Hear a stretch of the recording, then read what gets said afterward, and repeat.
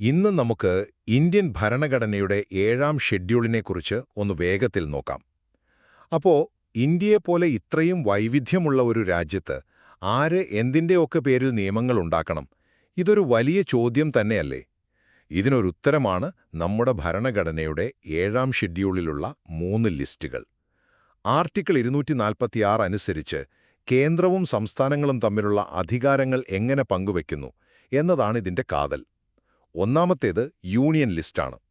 ഒന്നാലോചിച്ച് നോക്കൂ, രാജ്യസുരക്ഷ, വിദേശകാര്യങ്ങൾ, കറൻസി ഇതൊക്കെ ആരാണ് തീരുമാനിക്കേണ്ടത്? തീർച്ചയായും കേന്ദ്ര സർക്കാർ മാത്രം, അല്ലേ? കാരണം ഇതൊക്കെ രാജ്യത്തെ മൊത്തത്തിൽ ബാധിക്കുന്ന കാര്യങ്ങളാണ്. അതാണ് യൂണിയൻ ലിസ്റ്റ്. ശരി, അപ്പോൾ രാജ്യത്തിന്റെ പ്രധാന കാര്യങ്ങൾ കേന്ദ്രം നോക്കും. പക്ഷേ നമ്മുടെ പ്രാദേശിക കാര്യങ്ങളോ?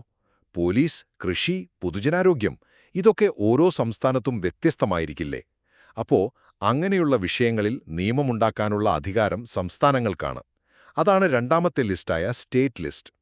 ഇനി മൂന്നാമത്തേത് കൺകറന്റ് ലിസ്റ്റ്. ഇതിന്റെ പേര് പോലെ തന്നെ ഇവിടെ കേന്ദ്രത്തിനും സംസ്ഥാനത്തിനും ഒരുമിച്ച് നിയമമുണ്ടാക്കാൻ പറ്റും. വിദ്യാഭ്യാസം, വനം, വിവാഹം ഇങ്ങനെയുള്ള വിഷയങ്ങളാണ് ഇതിൽ വരുന്നത്. ഇവിടെ രസകരമായൊരു കാര്യമുണ്ട് കേട്ടോ. വിദ്യാഭ്യാസം പണ്ട് സ്റ്റേറ്റ് ലിസ്റ്റിലായിരുന്നു. പിന്നീട് 1976-ലെ 42ാം ഭേദഗതി വഴിയാണ് ഇതിനെ കൺകറന്റ് ലിസ്റ്റിലേക്ക് മാറ്റിയത്. ചുരുക്കി പറഞ്ഞാൽ, രാജ്യത്തിന്റെ ഐക്യവും പ്രാദേശികമായ ആവശ്യങ്ങളും ഒരേപോലെ മുന്നോട്ട് കൊണ്ടുപോകാൻ ഈ 3 ലിസ്റ്റുകളിലൂടെ നമ്മുടെ ഭരണഘടന കൃത്യമായൊരു ചട്ടക്കൂട് നൽകുന്നുണ്ട്.